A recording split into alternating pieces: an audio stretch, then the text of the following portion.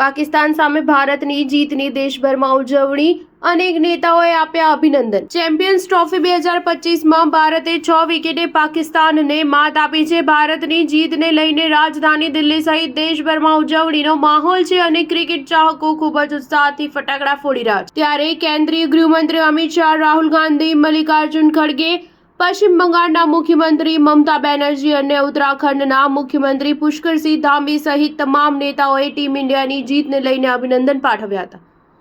ગૃહમંત્રી અમિત શાહે social media માધ્યમ એક્સ પર પોસ્ટ કરીને લખ્યું કે ટીમ ઇન્ડિયાએ સારું પ્રદર્શન કર્યું। તમે વિશ્વભરના લાખો ક્રિકેટ ચાહકોની અપેક્ષાઓ પર ખરા ઉતરીને બધાને ગર્વ અપાવ્યો છે।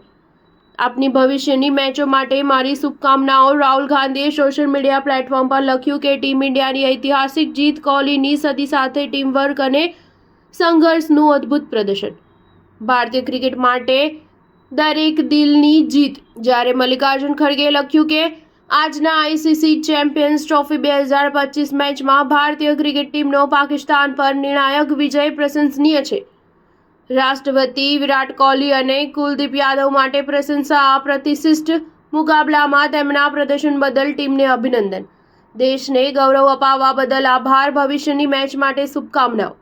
જ્યારે પશ્ચિમ બંગાળના મુખ્યમંત્રી મમતા બેનર્જીએ લખ્યું કે આઈસીસી ચેમ્પિયન્સ ટ્રોફી 2025માં પાકિસ્તાન સામે આપણે ક્રિકેટરોની જોરદાર જીત પર ખુશી અનુભવી રહ્યા છીએ। આ મેચમાં શાનદાર જીત માટે ભારતીય ટીમને અભિનંદન।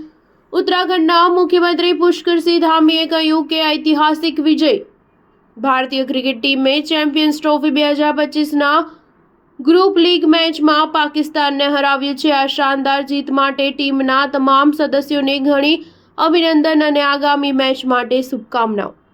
સ્ટાર ન્યૂઝ 7 હંમેશા સચ્ચાઈની સાથે।